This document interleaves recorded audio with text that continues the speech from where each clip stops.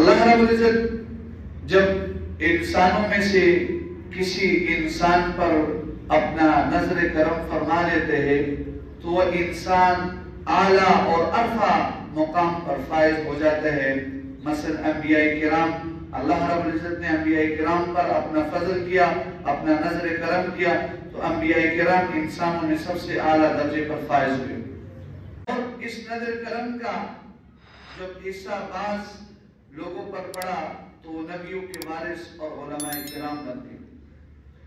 اس نظر کرم کا کچھ حصہ زمینوں کے اس خطے پر کسی حصے پر پڑ گیا تو وہ خطہ سب سے اعلیٰ اور عرفہ ہو گیا.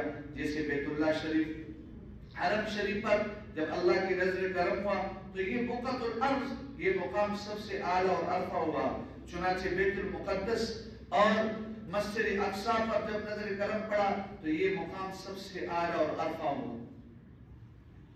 اسی طرح اللہ رب العزت کا یہ جو نظر کرم ہے، یہ جب زمانوں میں سے کسی زمانے پر پڑ جاتا ہے تو وہ زمانہ سب سے اعلیٰ اور عرفہ مقام پر فائز ہو جاتے ہیں. چنانچہ رمضان المبارک کے اس مہینے پر، اس مبارک زمانے پر جب اللہ کی نظر و کرم ہوا، اللہ کی عزت اور عظمتوں کا جب کرم ہوا تو یہ مہینہ، یہ زمانہ سب سے اعلیٰ اور عرفہ ہوا. اسی طرح جب عشروں پہ یہ اللہ کی نظر و کرم ہوا تو یہ عشرہ رمضان مبارک کے یہ جو عشرے ہے، پہلا عشرہ آپ علیہ السلام نے فرمایا کہ پہلا عشرہ اول عشرہ رحمہ، پہلا عشرہ رحمت ہے، دوسرا عشرہ مغفرت ہے، اور رمضان کا تیسرا عشرہ جہنم سے خلاصی کا ذریعہ ہے. تو یہ عشرہ بھی سب سے اعلیٰ اور عرفہ ہوا. اور جس اوقات، جو ساعات ہے، جس ساعت پر نظر کرم ہوا تو وہ ساعت سب سے اعلیٰ اور عرفہ، وہ لمحات سب سے بہترین ہوئے. چنانچہ جمعے کا مبارک دن، اور اس میں گھڑی ایسی ہے جس میں اللہ رب العزت دعا قبول کرتے ہیں. اسی طرح جب اللہ کی نظر و کرم مدینہ منورہ، یہ جو زمین ہے، اس پر ہوا تو ریاض الجنہ اور انوار الحجرہ نبی علیہ السلام کا قیام گاہ بن گیا. اور جب یہ نظر کرم دنوں میں سے کسی دن پر ہو جاتا ہے تو وہ دن سب سے اعلیٰ اور عرفہ ہو جاتا ہے. چنانچہ جمعے کے دن، جمعے کا سال، یہ سب سے جو ہے نا، جمعے کے دن سب دنوں میں سے بڑا دن ہے، سب دنوں کا سردار. اور جب یہ راتوں میں سے کسی ایک رات پر یہ نظر کرم ہو جاتی ہے تو وہ رات سب سے اعلیٰ اور عرفہ ہو جاتی ہے. جیسے لیلۃ القدر کی رات، شب قدر کی رات ہے، جیسے لیلۃ المعراج کی رات ہے، جیسے لیلۃ نصف شعبان کی رات ہے. یہ راتیں سب سے اعلیٰ اور عرفہ ہے.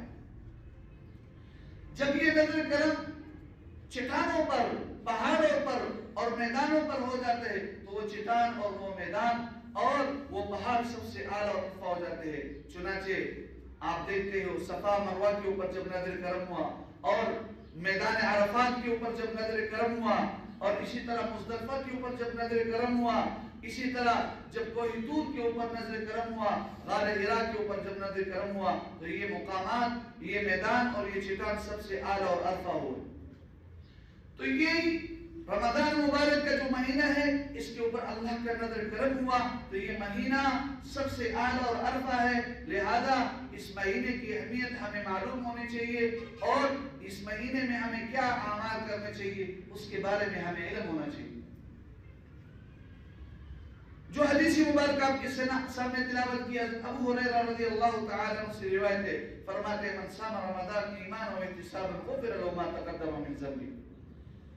ابو ہریرہ رضی اللہ عنہ فرماتے ہیں کہ نبی علیہ السلام نے فرمایا جس نے روزہ رکھا ثواب کی امید سے اور ایمان کی حالت میں، یعنی اس کے ایمان ہے اور ثواب کی امید رکھتا ہے، تو اللہ تعالیٰ اس کے گناہ کو معاف کر دیتا ہے. اس کے متعلق گزشتہ جمعے میں یہ بات ہو چکی ہے کہ رمضان مبارک کی کیا فضائل ہے.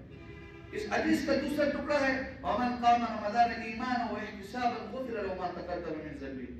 جس نے رمضان مبارک کے مہینے میں قیام کیا ایمان اور ثواب کی امید سے، یہ مومن ہے، اب ثواب کی امید سے یہ مشقت برداشت کر رہا ہے، اللہ پاک اس کی گناہ کو معاف کر دے. محدثین حضرات اس حدیث کی ماتا لکھتے ہیں کہ پہلے تو یہ کہ کبیرہ گناہ معاف ہو جائیں گے، صغائر تو بدن سے اولا معاف ہوں گے، اگر کبائر نہ ہوئے تو وہ کمزور پڑ جائیں گے اور انسان کو توبہ کرنے کی توفیق مل جاتی ہے۔ تو اس قیام سے مراد قیام رمضان ہے، تراویح کی نماز ہے۔ تو رمضان میں ہم نے پہلے عمل جو کرتے ہیں وہ تراویح کا عمل ہے۔ تراویح پڑھنا یہ سنت مؤکدہ ہے، اور سلفن اور خلفن یہ بات تواتر عملی کے ساتھ یہ آ رہی ہے، آج تک ہمیں پہنچی ہے کہ رمضان مبارک کے مہینے میں 20 رکعت تراویح ہے۔ بڑا عمل ہے رمضان کے اندر کیا کیا اعمال کرنے ہیں۔ حدیث مبارکہ بھی آیا من قام رمضان ایمان و احتسابا، پہلا عمل ہے وہ تراویح کی نماز پڑھنا۔ اور یہ نہیں ہے کہ 4-5 دن پڑھو تو اس کے بعد جو ہے نا چھٹی ہو جائے، یہ پورے رمضان مبارک کے مہینے میں جو ہے نا پڑھنا چاہیے۔ اور دوسرا عمل وہ ہے زکوٰۃ۔ زکوٰۃ ویسے انسان کے اوپر اس وقت واجب ہو جاتے ہیں کہ جب مولا نے قول ہو جائے، صاحب نصاب ہو۔ کچھ لوگ رمضان مبارک کے مہینے میں نکالتے، کیوں؟ اس وجہ سے کہ حدیث پاک میں آتا ہے من تقرب فی بخصلۃ کان کمن ادى فریضۃ فیما سواہ، ایک نفل فرض کے برابر ہو جاتا ہے۔ ومن ادى فریضۃ کان کمن ادى 70 فریضۃ فیما سواہ، ایک فرض جو رمضان مبارک میں ادا کرتے کہ ایسے جیسے رمضان کے علاوہ 70 فرض ادا کیے، تو ایک ثواب اس کا زیادہ ہو جاتا ہے۔ تو اس رمضان مبارک میں زکوٰۃ کا اہتمام کرنا چاہیے، صدقات خیرات کا اہتمام کرنا چاہیے۔ آپ علیہ السلام کان اجود الناس، نبی علیہ السلام لوگوں میں سب سے زیادہ سخی تھے۔ بخاری جلد اول باب کیف کان بدر الوحی میں 30 نمبر پر حدیث ہے، ابن عباس رضی اللہ عنہ سے مروی۔ وَأَجْوَدُ مَا كَانَ مَا يَكُونُ فِي رَمَضَانَ، نبی علیہ السلام کی سخاوت اس سے بھی زیادہ ہو جاتی ہے جب رمضان کا مہینہ شروع ہو جاتا ہے۔ اور من ریح المرسلہ کے الفاظ آتا ہے کہ جب جبرائیل امین سے ملتے تو آپ کی سخاوت اتنی تیز ہو جاتی جیسے ایک تیز ہوا یا جو بارش سے پہلے جو ٹھنڈی ہوائیں چلتی ہے اس کی طرح آپ کی سخاوت زیادہ ہو جاتی ہے۔ تو سخاوت کا اہتمام کرنا چاہیے۔ تیسری چیز ہے صدقہ فطر۔ یہ صدقہ فطر انسان کے اوپر، مسلمان کے اوپر، بالغ ہے نابالغ ہے، اس کے اوپر واجب ہے۔ اور اگر اس کے نابالغ اولاد ہے تو گھر کے سربراہ اس کے اوپر واجب ہے۔ عورت کے اوپر ذاتی طور پر واجب ہے، لیکن اگر گھر کا سربراہ بڑا ہے یا شور ہے، وہ ادا کرنا چاہتا ہے تو وہ ادا ہو سکتا ہے۔ نصف سا یہ گندم کے اعتبار سے ہے، اور 1 سا کھجور اور 1 سا کشمش کے اعتبار سے۔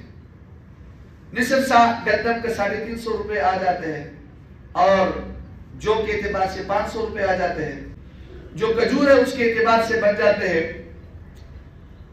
2800، اور کشمش کے اعتبار سے 6000 روپے بنتے ہیں۔ تو یہ ہمارے اوپر واجب ہے۔ جو غریب لوگ ہیں تو وہ تو ہے نا گندم کے اعتبار سے نکال لے، لیکن اگر اس کی شوق ہے، اگر اللہ پاک وسعت دیے تو کشمش کے اعتبار سے نکالنا چاہتے ہیں، کھجور کے اعتبار سے۔ لیکن امیروں پر جو ہے نا وہ گندم کے اعتبار نہیں ہے، وہ کشمش یا کھجور کے اعتبار سے نکالیں۔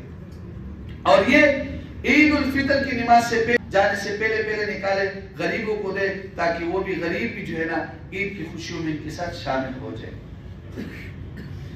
تیسری چیز، چوتھی چیز جو ہے نا اس میں قیام اللیل، من قام لیلۃ القدر ایمانا و احتسابا غفر له ما تقدم من ذنبه، جس نے لیلۃ القدر کی رات قیام کیا ایمان اور ثواب کی امید سے، آپ علیہ السلام نے فرمایا اس کے گناہ معاف ہو جاتے ہیں۔ مختصر یہ سمجھے کہ اس کو لیلۃ القدر کو شب قدر بھی کہتے ہیں اردو میں، اور یہ رات، یہ لیلۃ القدر خیر من 1000 شہر، 1000 مہینوں سے بہتر ہے۔ نبی علیہ السلام نے صحابہ کے سامنے یہ حدیث بیان کی، جبرائیل امین نے جو بتایا کہ گزشتہ امتوں میں ایک آدمی تھا 80 سال جو ہے نا انہوں نے جہاد کیا اور کندھے سے جو ہے نا تلوار نیچے نہیں رکھا۔ صحابہ نے شوق ظاہر کیا کہ یا رسول اللہ ہم اس طرح جو ہے عمل کرتے۔ ایک روایت میں آتا ہے کہ ایک آدمی 80 سال رات کو تہجد کی نماز پڑھتا رہا اور صبح جو ہے جہاد کرتا رہا۔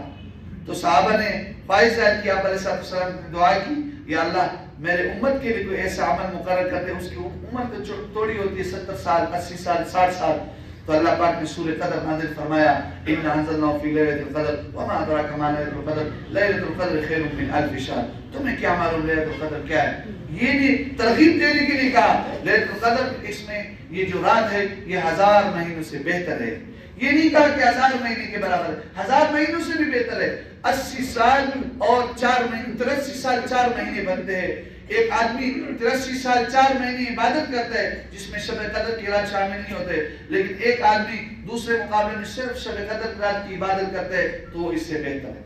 آپ علیہ السلام پوری رات عبادت میں گزارتے تھے اور یہ آخری عشرے میں ہوتے ہیں۔ ایک حدیث مبارکہ میں آتا ہے، ابن عباس رضی اللہ تعالیٰ عنہ سے مروی فرماتے کہ 21ویں رات کے 23ویں رات کو تلاش کرو۔ اور ایک صحابی ہے ابی بن کعب فرماتے ہیں کہ 27ویں رات میں تلاش کرو۔ حضرت عائشہ رضی اللہ تعالیٰ عنہ سے مروی وہ فرماتی ہے کہ 21، 23، 25، 27، 29 ان راتوں میں تلاش کرو۔ اس کو مخفی رکھا گیا ہے تاکہ لوگ جو ہے نا ان راتوں میں خوب عبادت کریں، کسی رات کو بھی یہ مل سکتے ہیں۔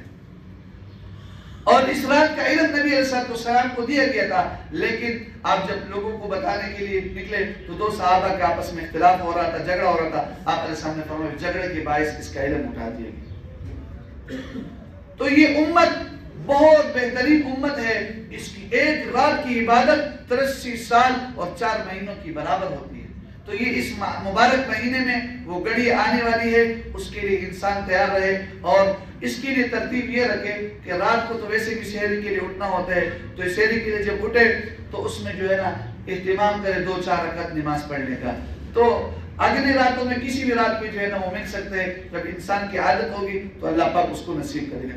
سحری کے لیے تو ویسے بھی اٹھنا ہوتا ہے، سحری میں تو بہت سارے برکات ہے۔ آپ علیہ السلام نے فرمایا تسحر فإن السحور برکۃ، سحری کرو اس لیے کہ سحری میں بہت برکت ہے۔ اور آپ علیہ السلام نے فرمایا ہمارا اہل کتاب کے روزے میں فرق یہ کہ اہل کتاب روزے میں سحری نہیں کرتے اور مسلمان سحری کرتے ہیں۔